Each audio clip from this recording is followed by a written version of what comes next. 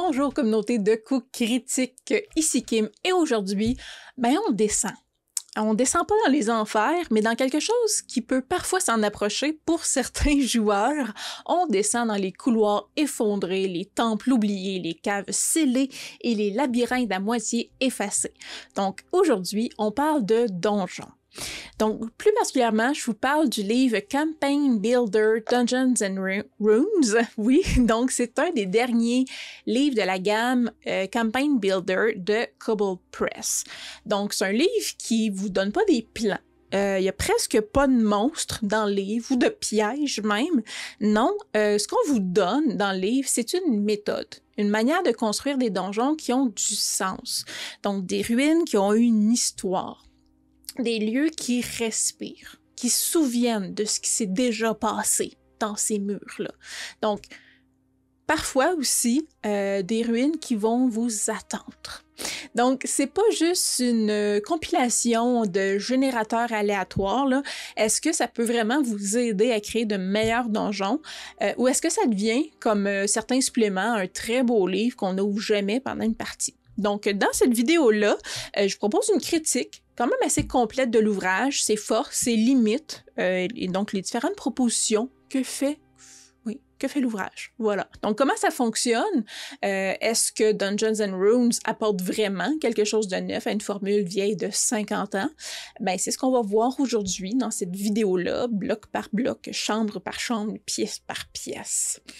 Donc, avant d'ouvrir le livre, posons le contexte. Kobold Press s'est taillé une place en quand même une solide réputation là, dans l'écosystème de Donjons Dragons, 5e édition principalement, là, mais au-delà, comme éditeur tiers fiable, inspiré, puis attentif aux besoins aussi des maîtres de jeu. Donc, depuis les Tomes of Beast jusqu'au Deep Magic, là, chaque projet vise vraiment à enrichir le jeu sans le dénaturer. Donc, avec la série Campaign Builder, la maison d'édition propose une approche un peu nouvelle. Donc, des livres qui vous racontent pas une histoire, mais qui vous apprennent à en générer à la place. Donc, selon vos propres codes, votre monde, votre table. Donc, après les villes, comme j'ai dit, Citizen Town, on voit donc les ruines, les tombeaux, les donjons, tout ce que les lieux ou l'exploration, dans le fond, pour que l'exploration devienne vraiment une narration ou l'obscurité devient vraiment un levier d'ambiance. Donc, l'ouvrage comporte 253 pages, quand même richement illustrées, découpées en chapitres thématiques où c'est facile de retrouver l'information. Donc, c'est conçu pour Tales of the Valiant, qui est le jeu qu'a sorti Kobold Press là, après la saga sur les copyrights de Donjons Dragons, mais c'est encore là, totalement utile avec la 5e, là, la plupart du temps même, oui, voilà, c'est écrit à l'endos.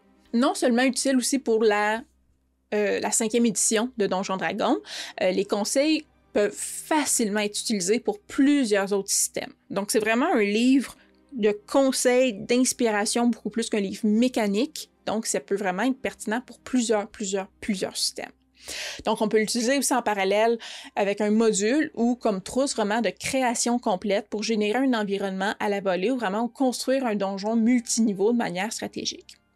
Au Québec, on le retrouve le livre autour de 65 $ en boutique et vous pouvez acheter aussi le format PDF sur DriveThru RPG pour environ 35 $.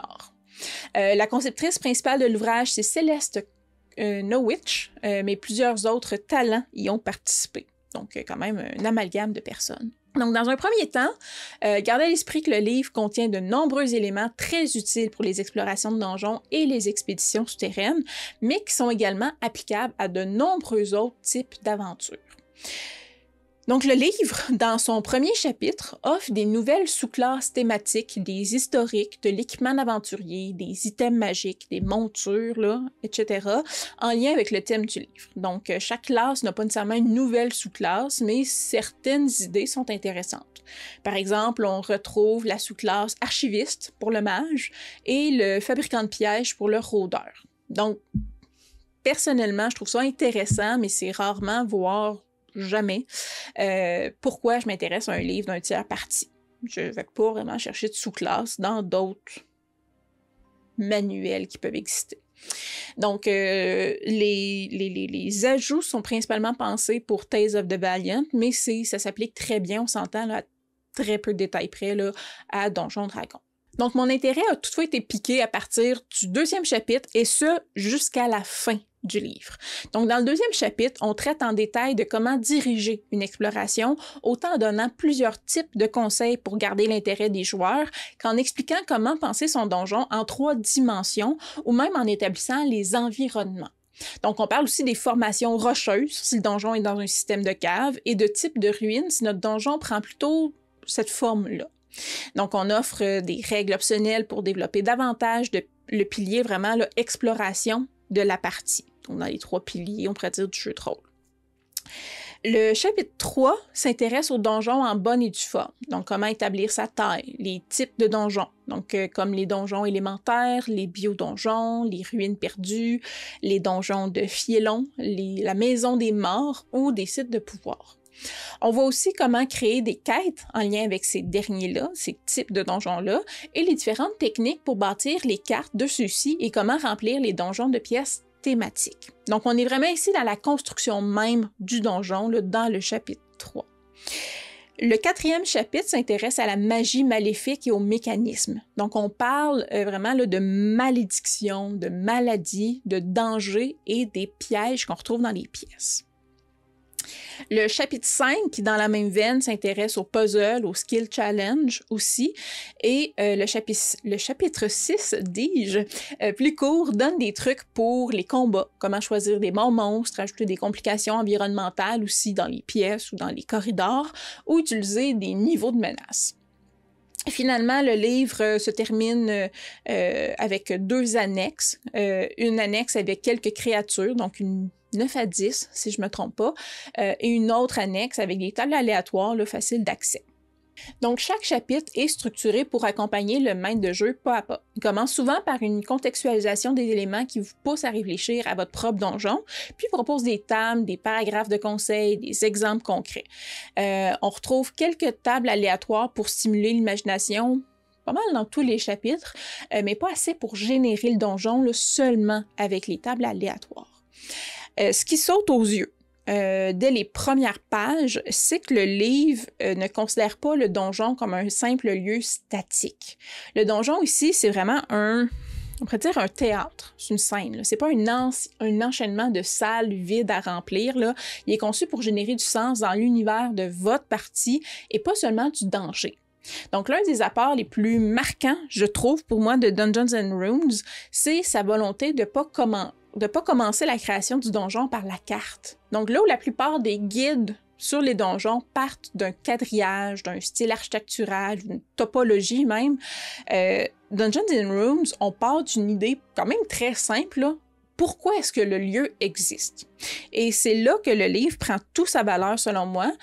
Ça vous pousse pas à empiler des couloirs et des pièces, ça vous guide pour construire une histoire située dans un espace. Par exemple, un donjon censé être une prison ou même une ménagerie de monstres, par exemple, puis des créatures dangereuses, contenant des créatures dangereuses là, étudiées par des sorciers. Puis il y a un tremblement de terre qui a libéré les monstres et maintenant, il n'y a plus de gardiens, là, tout le monde a été mangé qui était là à l'origine. Et donc, c'est une prison remplie de monstres et de dangers, mais on peut trouver des trésors, on peut trouver des bribes d'informations qui révèlent le passé de l'endroit. Peut-être que certains monstres sont restés, peut-être qu'il y a d'autres choses qui est apparu avec le temps. Donc, c'est vraiment ça dont il est question dans le livre. Le pourquoi et comment ça s'est transformé avec le temps pour devenir ce que c'est. Et ça, je dois l'avouer, là, c'est le genre de choses que j'adore. C'est pas conçu pour créer quelque chose de simplement aléatoire. C'est conçu pour vous guider à travers les différentes clés pour créer un lieu qui est intéressant. Une aventure qui va captiver vos joueurs, mais surtout qui a du sens et qui peut être repris et intégré à une histoire beaucoup plus large, une campagne. Donc, une de mes parties préférées dans le livre, c'est justement dans le chapitre 3, lorsqu'on nous propose les différentes thématiques que le donjon peut avoir.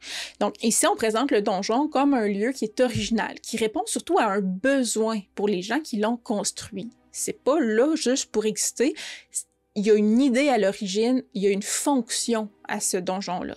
Donc, c'est la raison d'être qui va changer l'architecture du donjon, qui va changer le type de piège, qui va changer l'environnement, les créatures qu'on y retrouve. Donc, quelques exemples d'origine proposées là, dans le livre même. Donc, une morgue arcanique, stérile, avec des vapeurs chimiques qui saturent les gens. Une enclave fongique créant un labyrinthe en constante évolution.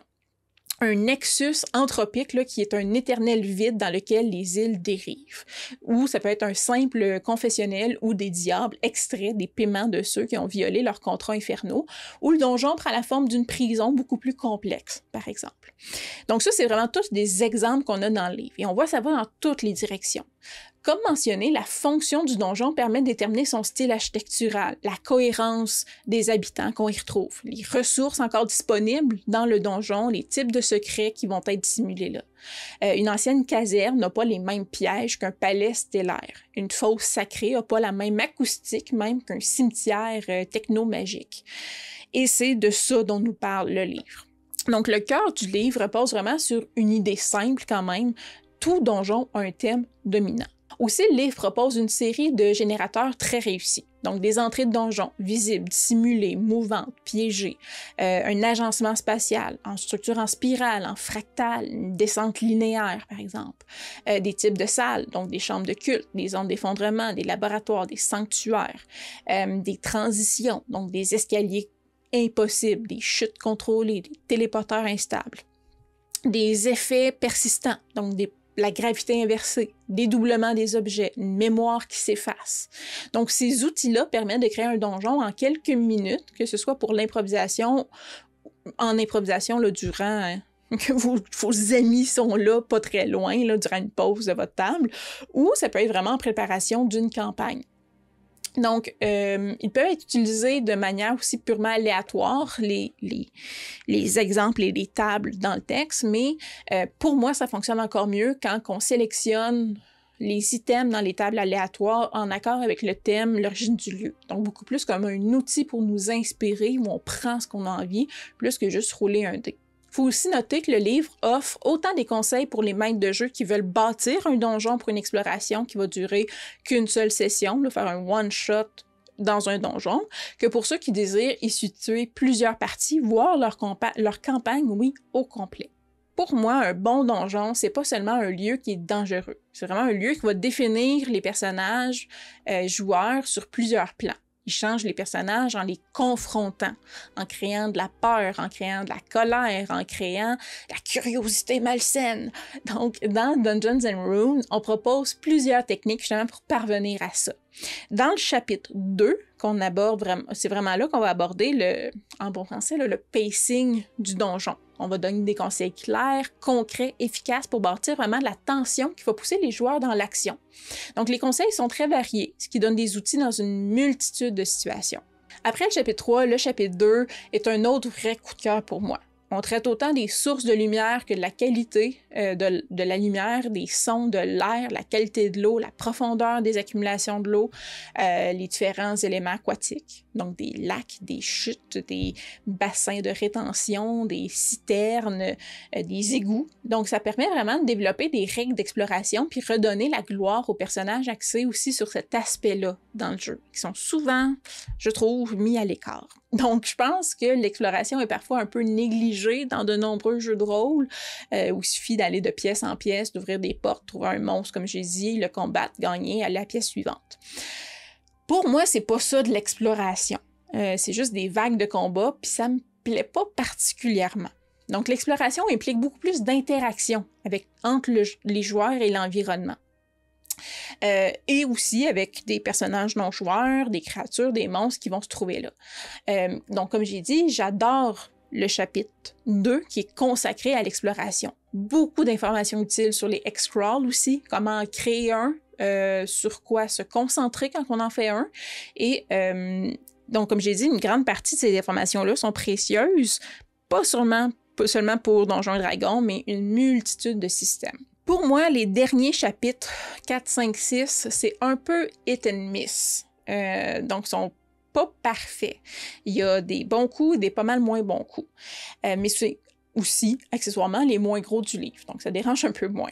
Donc, le chapitre 4 porte sur les malédictions, les maladies, les dangers, les pièges, et c'est pertinent, mais le chapitre ne donne pas d'explication sur comment créer nos propres éléments.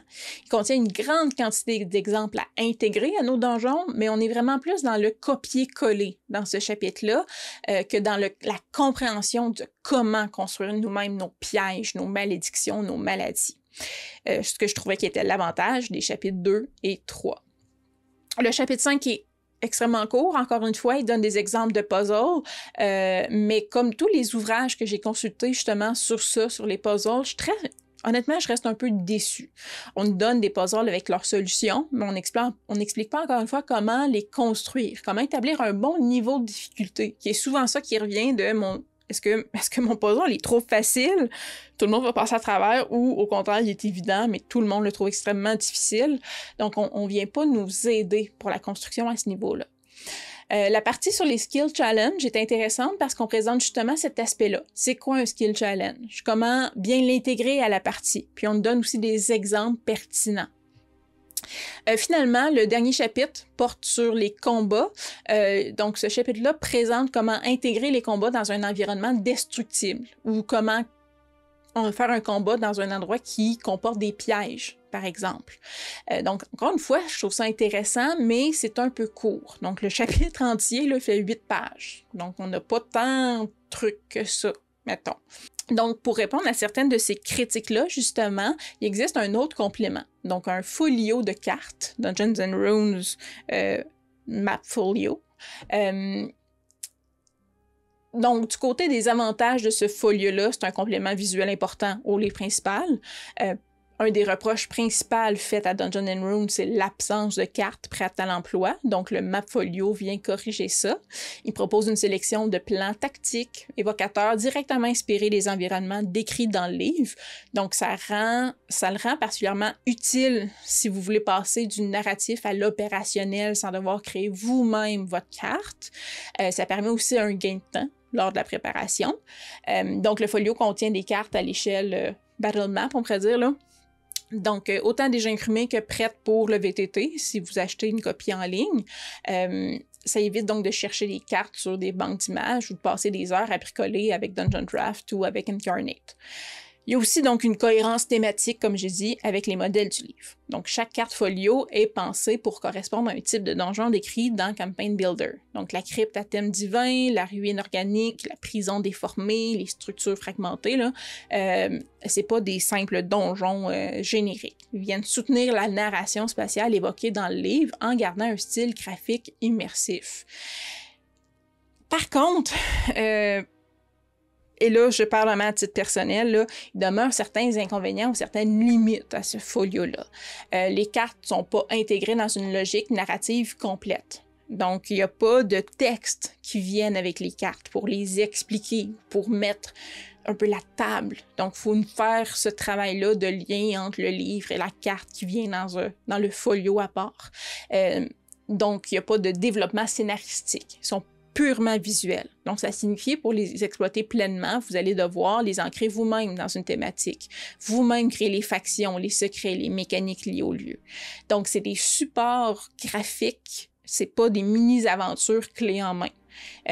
Donc, les cartes font pas le travail que le livre fait.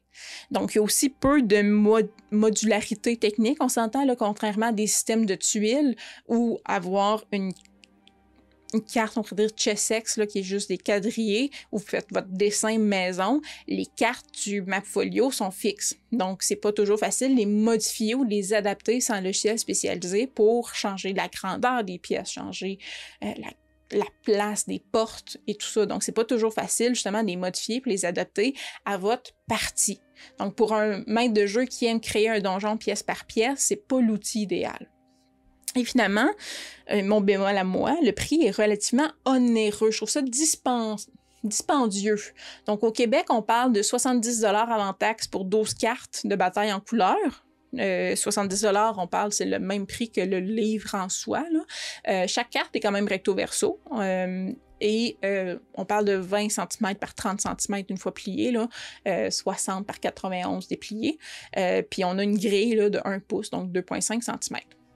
Donc, sont recouvertes d'un genre de plastique là, pour l'utilisation des marqueurs effaçables, ce qui est quand même très bien. Mais ça reste que si vous avez déjà des outils qui ressemblent à ça, c'est vraiment pas un must pour tout le monde d'utiliser des cartes comme ça. Donc, si Campaign Builder Dungeons and Runes vous a donné envie de construire des lieux thématiques, ancrés vraiment dans l'esprit de la narration, du développement d'histoire, le Mapfolio peut devenir un prolongement quand même graphique pour donner de la chair à vos idées si vous n'avez pas d'autres outils pour vous aider, à condition donc de payer le prix puis d'accepter que vous êtes un peu pogné avec l'image qui vous est fournie. En revanche, si vous êtes un maître de jeu qui est très narratif, qui improvise beaucoup à partir de descriptions, qui utilise d'autres outils justement de cartographie, soit physique, numérique, des tuiles, peu importe, là, le Mapfolio, on s'entend, il est vraiment pas essentiel, surtout au prix qu'il coûte. Au final, un donjon, c'est souvent vu comme un piège, une grosse boîte à pièges, une boîte à monstres, un endroit où on va là pour ramasser de l'expérience. Le livre Dungeons and Runes, lui, le traite comme un lieu hanté, un cadavre de l'histoire, une créature fossilisée qui attend juste d'être réactivée. Donc le livre n'est pas juste là pour vous dire comment où placer vos pièges. Il vous demande pourquoi est-ce que ces pièges-là existent encore. C'est qui les a posés? Qui espérait qu'on les trouve ou qu'est-ce qu'on voulait protéger tant que ça? Donc, c'est un changement de paradigme. C'est le passage du jeu tactique au jeu beaucoup plus dramatique, narratif, dans l'espace même. Et selon moi, c'est ça la vraie réussite du livre, mais de la série, je vous dirais même Campaign Builder, dont je vais vous parler éventuellement des autres tomes. On fait ici du donjon un personnage, avec sa mémoire, son langage, ses besoins, ses cauchemars même. Donc, ça vient pas juste un lieu qu'on traverse, ça vient vraiment, on vient découvrir l'histoire d'un endroit, avec toute la terreur qui y réside, on s'entend là. Donc, pour les maîtres de jeu qui aiment construire du sens à partir de l'espace, pour ceux et celles qui veulent que chaque salle raconte quelque chose, Campaign Builder Dungeons and Runes, c'est vraiment une boîte à outils qui est inspirante et super intéressante. On est rendu à la partie participative. Et vous, je serais curieuse que vous me racontiez, c'est quoi votre donjon préféré? En avez-vous fait que vous aimiez? Est-ce que c'est un donjon que vous avez fait jouer, que vous avez vous-même exploré en tant que joueur? Est-ce que c'était une caverne, un labyrinthe, des ruines anciennes? Qu'est-ce qui le rendait si intéressant que ça? Donc, si cette vidéo-là vous a inspiré, elle vous a plu, elle vous a intrigué sur comment on peut créer des ruines, des donjons anciens, mais n'hésitez pas à liker la vidéo, à partager, à commenter. Vous pouvez venir nous voir sur Patreon si vous avez envie de nous garrocher quelques piécettes d'or par la tête pour nous aider à continuer à faire des petites critiques comme ça. Et sinon, à travers tout ça, moi je vous dis à la prochaine fois. Bye!